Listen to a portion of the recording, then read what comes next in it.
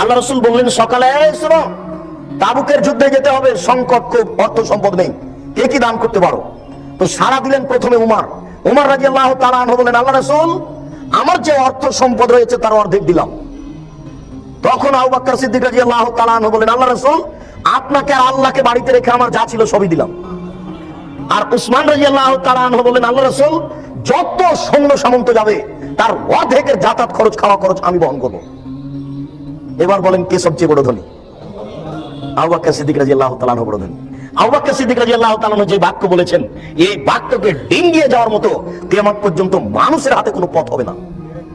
আবু বকর সিদ্দিক রাদিয়াল্লাহু তাআলা আনহুর বাক্যকে ডিঙ্গিয়ে যাওয়ার মতো মানুষের ক্ষমতা নেই। আবু বকর সিদ্দিক রাদিয়াল্লাহু তাআলা আনহুর পিছেই থাকতে হবে, মানুষ যত বড়ই ধনী হোক। কেন? উনি যা বলেছেন তার ছাড়া আর কোনো বাক্য দুনিয়াতে মানুষ বের করতে পারবে না।